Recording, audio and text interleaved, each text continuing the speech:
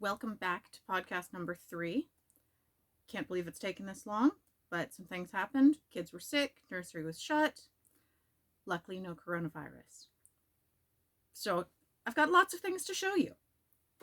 Let's start with what I'm wearing, which is my Moyen Age sweater. I've talked about it before and how I love it. I love the design. It's by Hayden Masajuska, and I used Malabrigo Solis as the yarn. And this is actually the very first sweater that I ever made. It's got lovely details on the cabling. I like to challenge myself with first things. And I learned a lot of things during making this sweater. And first of which was you don't use a standard bind off on a neckline. So I was running out of yarn and I thought, oh, well, rather than tink back a few rows and make sure that I have enough yarn, I'll just use a crochet hook and I'll crochet my cast off. And that was a terrible idea. Terrible. It is one of the most tight bind offs you can do. And I hadn't thought about that with a neckline. I thought, well, I can fit it over my head. It'll be fine. But no, it felt like it was constantly cutting into my neck. And it was a struggle to get it over my head, even though it fit. So I just didn't wear my sweater. And even though it's a lovely sweater, I just didn't wear it. And it made me sad. So eventually I took the time to unpick every single one of those crochet stitches all the way around. I tinked back about 3 rows and I turned it into a tubular cast off, which did mean that I was sewing and pulling through a couple of yards worth of yarn every time, every stitch. And it was a little bit tricky because it goes from a 2x2 into, and a tubular cast off is generally 1x1. At least that's the way I know. So I split every cable and I turned it into a 1x1 on the very last row. But at the center here, there's a tricky little bit where you can see the decreases are matching up here. And so it took a little bit of finagling and magic, but I'm quite happy with how it turned out. And just doing the cast off in a little way unusual, out of order. Let's just say it's out of order. But it all worked out, and now I have a beautiful sweater, and I can wear it for springtime.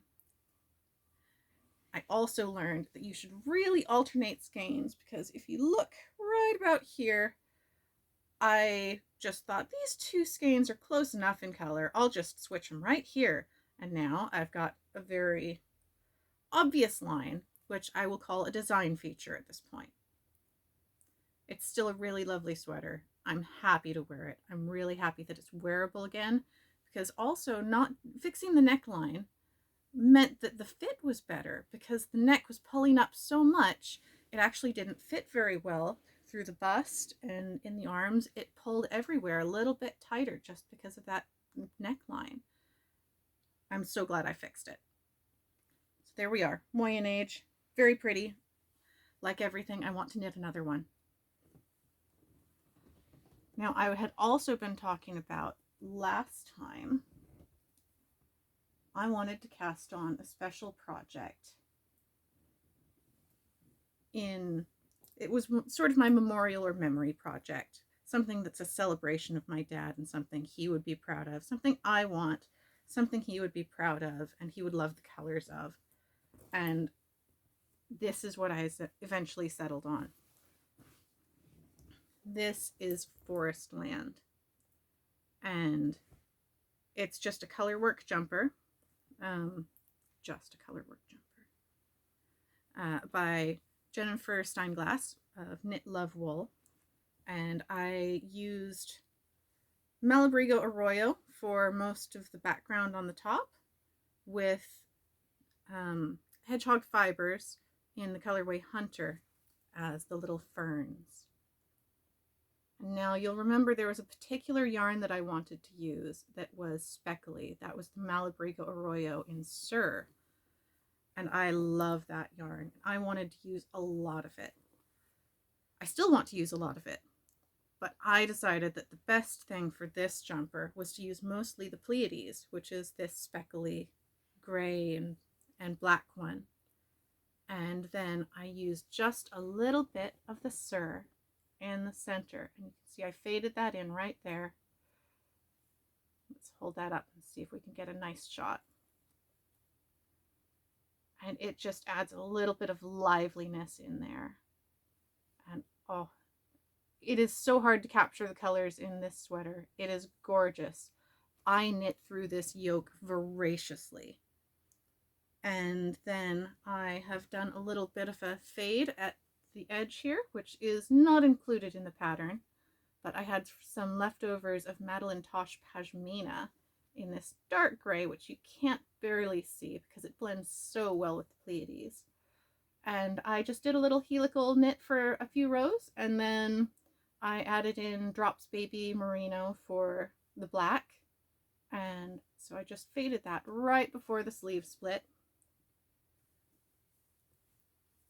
I am so pleased with how this is coming along. I am working on the sleeves now. Also, as a little special interest, I added a corrugated rib hem instead of just a standard rib hem, so that I could incorporate more of that Malabrigo Sur. Just that beautiful rainbowy speckle with lots of magenta and green and cyan and pops of black. It's just a really lovely color.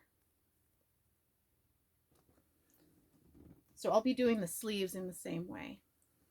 This is my special sweater project, and I am looking forward to wearing this. Hopefully I'll get it finished before the weather completely turns warm. But it's Scotland, let's be honest. I'll be able to wear this thing all summer long.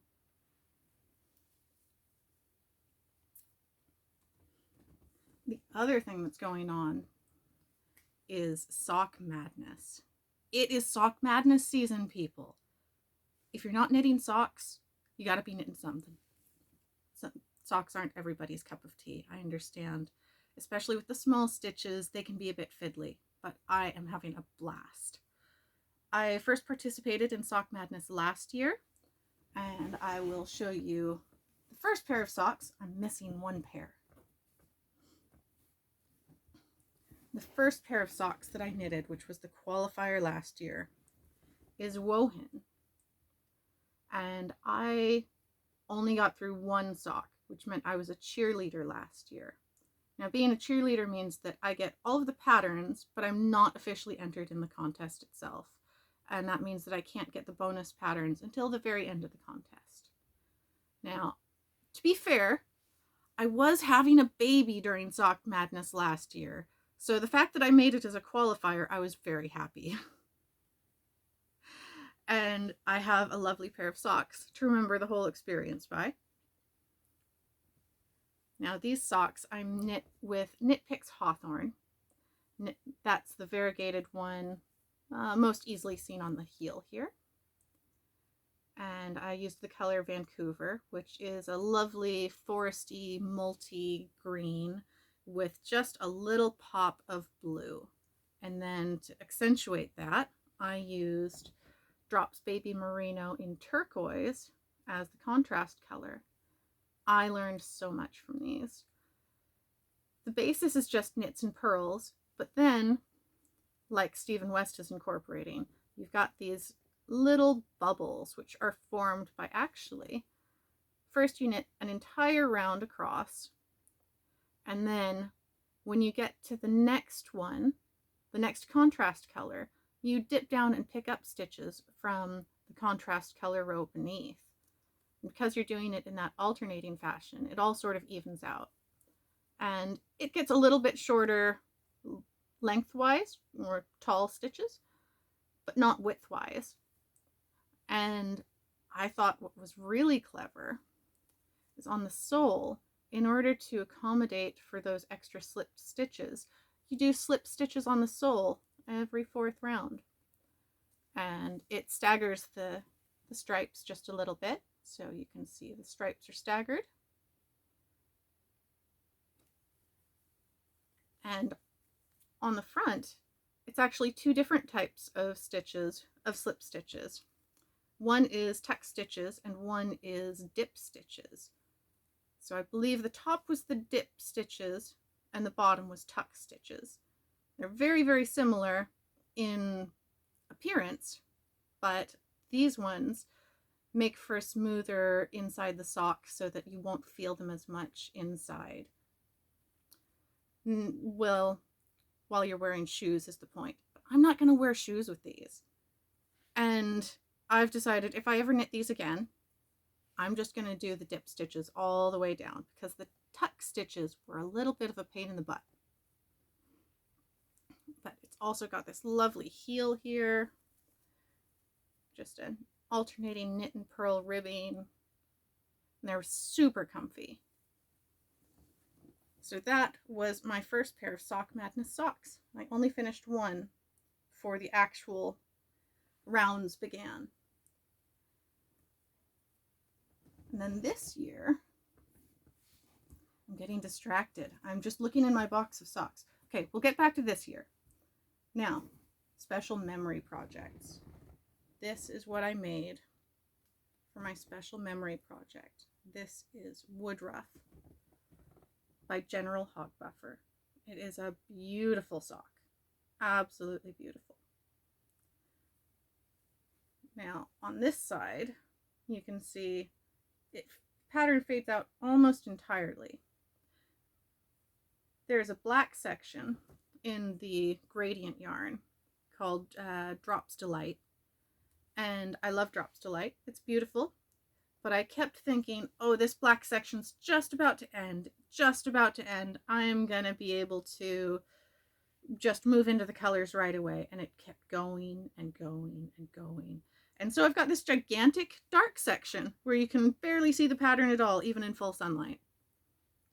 But still a beautiful pair of socks. I ended up trimming out the black section when I got to it at the toe because I was coming back to another black section. But this sock turned out amazing. I love it.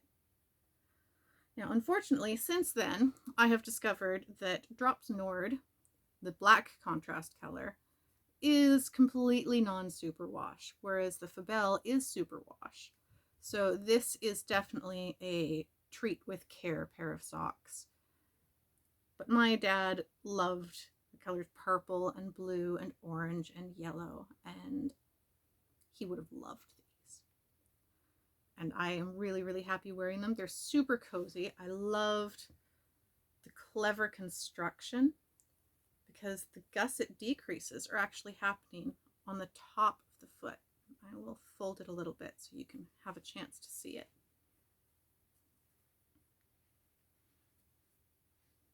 There we are. So you can see the gusset comes down in the center there and then comes to a point, and the decreases were made in pattern. It's just really beautiful and comfortable. So that is a beautiful pair of socks that I wear on a fairly regular basis. But I'm also aware that I have to treat them very carefully because I can't just toss them in the washer. And even if I hand wash them, eventually the Drops Nord will felt and the Fabelle will not, and I will get a discrepancy and they'll just start warping a bit. So hopefully I'll get them to last as long as possible and treat them very well and appreciate them lots and lots. And going backwards in time, it's Sock Madness, so we're talking socks here. This is the very first pair of socks that I ever made.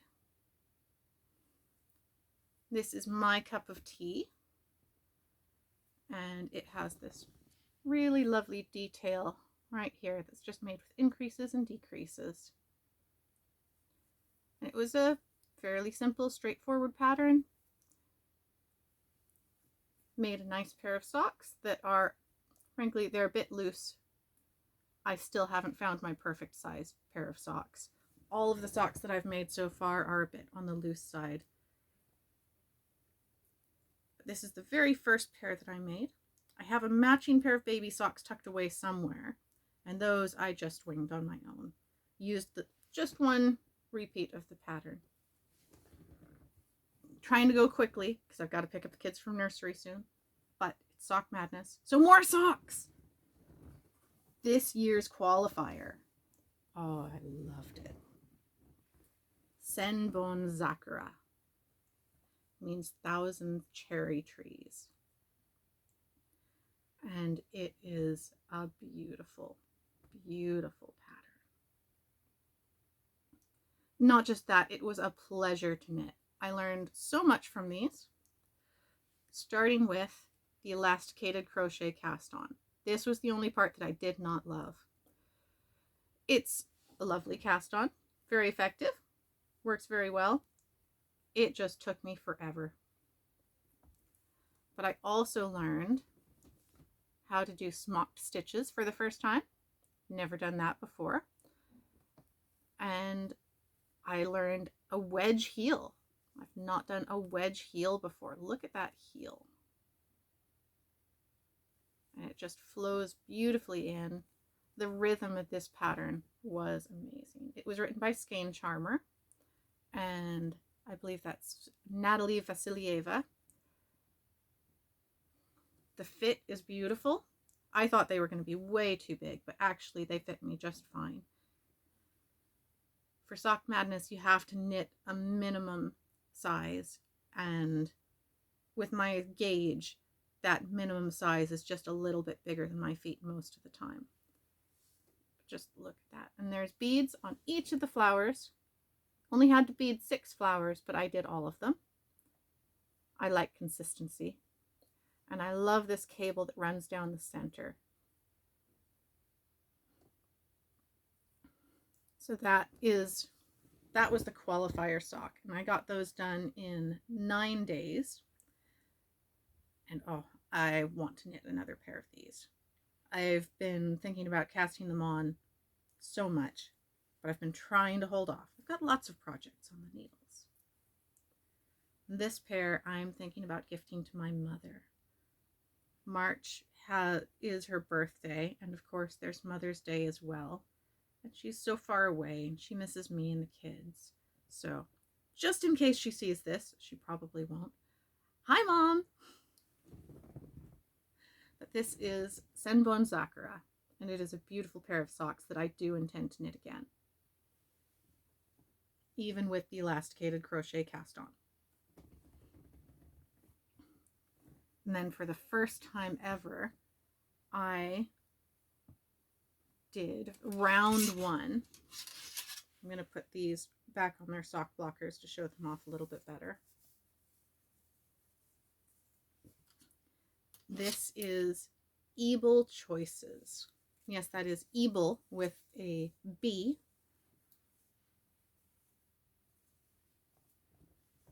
It has this lovely heart pattern in a tree, and the tree runs all the way down to the bottom of the foot. You can see the roots of the tree right there. Just a few twisty cables on the back for the branches. And you might have noticed a princess sole. That is a lot of purl stitches. Now they're named Ebel Choices because you had the choice to knit all those purl stitches or to knit them inside out and do all of the twisty cables inside out. I regret that I chose to knit them purl-wise. That was a lot of purl stitches. And also, my purl stitches are a little bit looser than my knit stitches, so I probably would have gotten a sock that fits a bit better if I had gone with inside out. But even so, look at that beautiful pattern.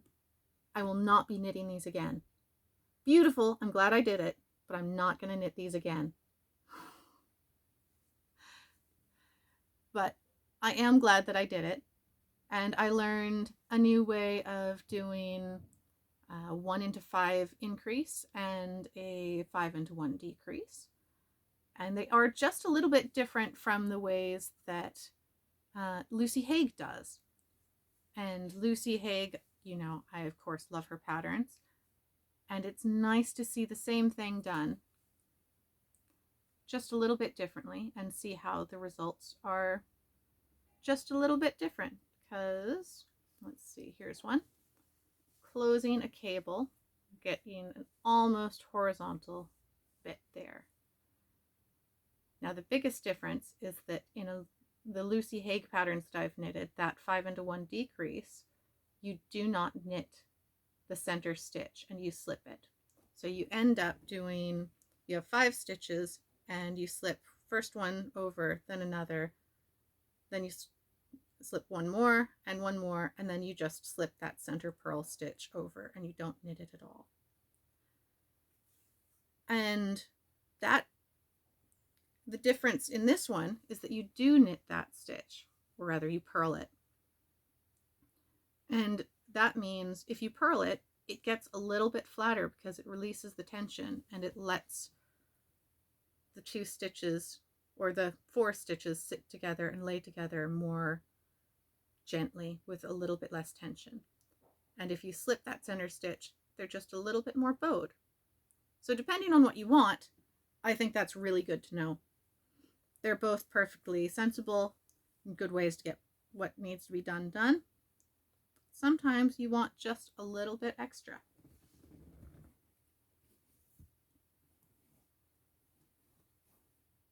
Amazingly, that is all of my socks. I've not actually knit that many socks, but there may be some of you who are unfamiliar with how Sock Madness works. Early in the game, they release the pattern specifications, and that means that you get a list of socks A through F, no names, and it will tell you you need so many grams of one color, or you'll need 2 contrast colors, and you'll need this much of those contrast colors, whatever extras you might need. This year there's a skewer. You need a skewer. But also this year there's a lot of beads. A lot more beads than most years. And also all of the team names are named after constellations. I'm on Team Mintaka. Yay, Team Mintaka! And I have made a little prediction based on that. I believe that there's going to be a constellation as one of the surprise patterns. And so in preparation for that, I have gotten ready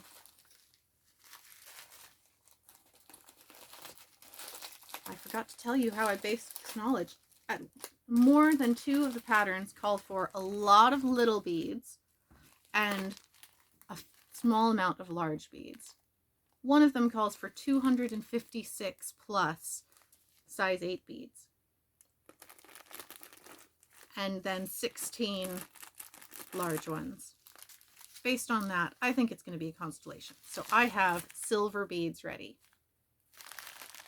And I'm undecided as to which yarn I'm going to use. But I have my choices ready. I have these 2 lovely choices. They're both Malabrigo. If I'm doing beads on a sock, I always go for a little bit nicer yarn. I don't want to be bothering with beads on cheap yarn. Cheap yarn has its place, but I don't like to do beads with cheap yarn. So my 2 yarns here are Matisse Blue, which is a really brilliant blue. It just pops. Or a more subtle and darker Wales Road. I think both of these would be excellent choices. And I think I'm probably going to be going with the Matisse Blue. A little bit brighter than I would probably normally choose. But another part of Sock Madness is being able to prove that you knit it, and you knit it accurately. So you have to be able to show your stitches and show your work. I think it'll show up a little bit better on the Matisse Blue. That is my prediction for Sock Madness. There will be a constellation, and I am ready.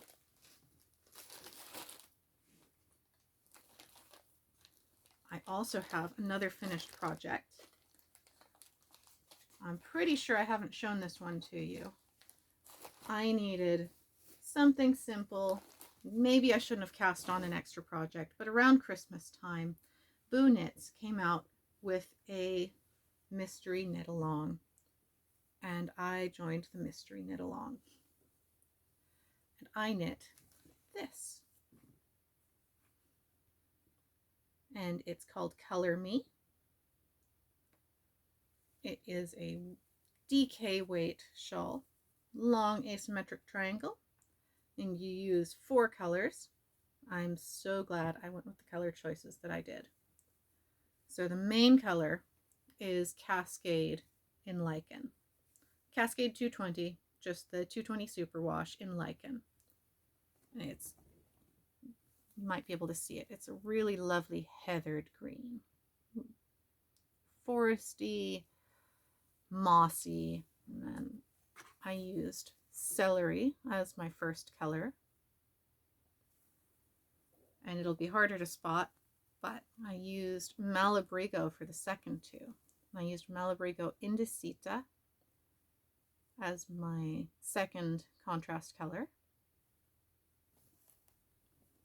And then we have to go all the way down here to see the first instance of Candombe. So it's just here at the edge, and they blend so well. It's actually really difficult to see. There's not very much Candombe, but oh, I love how they work together. Both the Indicita and the Candombe have purples in them. And in the Indicita, it's more of a gentle lilac, periwinkle color. And in the Candombe, it's a darker plum. And just all together, really beautiful. And then it has this little bit at the end where you have little bubbles. And you can see the Candombe is the bars of the little bubbles. It's big, it's squishy, it was fast, and oh, it's lovely. I'm glad that I did it. I'm glad I chose the colors that I did. I had a last minute color change, and I am so glad that I went with these colors. I will be using Malabrigo Rios and Cascade 220 again in the future, because Cascade 220 has beautiful heathers and solids, and Rios has the most amazing variegated colors. They're both soft. Malabrigo is admittedly a little bit softer, but they work perfectly well together, and they're squishy. I can squish it up against my face, and it's nice. So I have a finished object. Yay!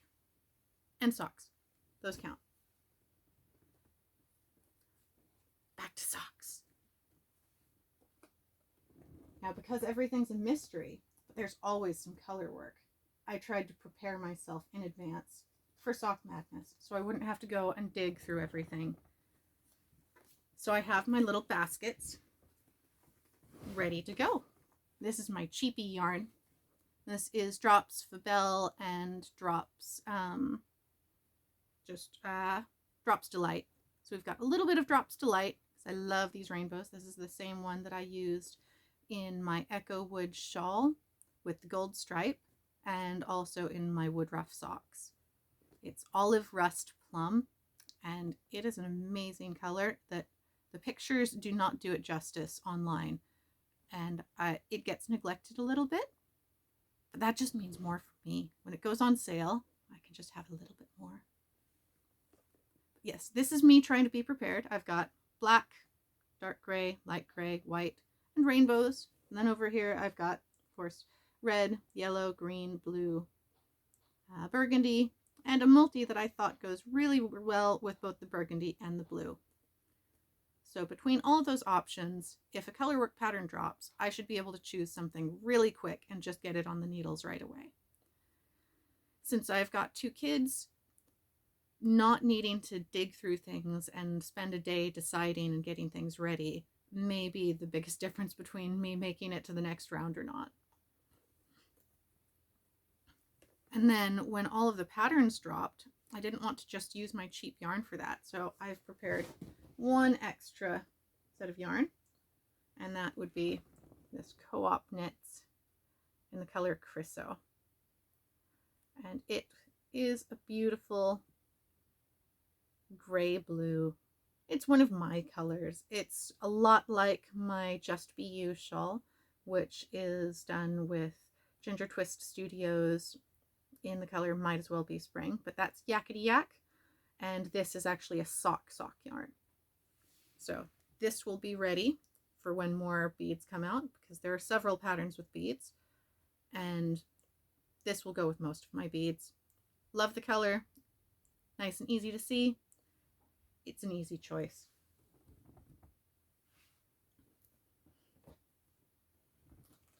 To round things up, my birthday is coming, and one of my birthday presents was a subscription to a yarn club.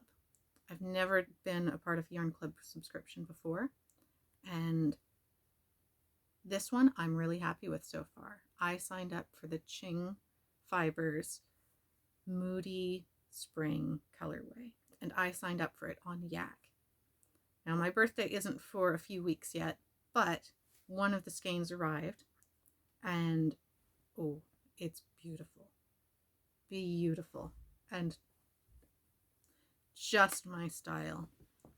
And this is the Yak Silk colorway, and it's a really nice 120 grams, so you get 480 meters all in one skein.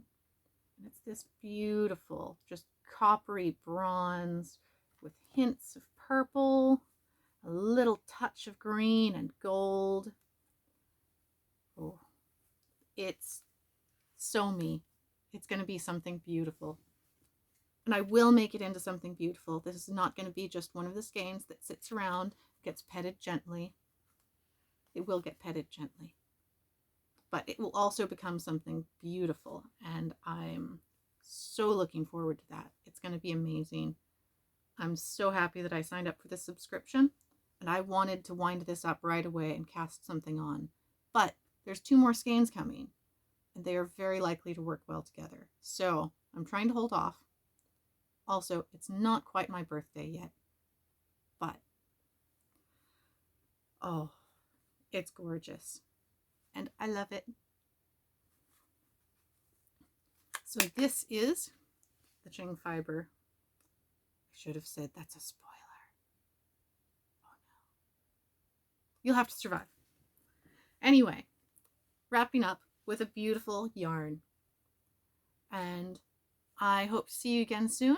Hopefully there will not be such huge delays next time.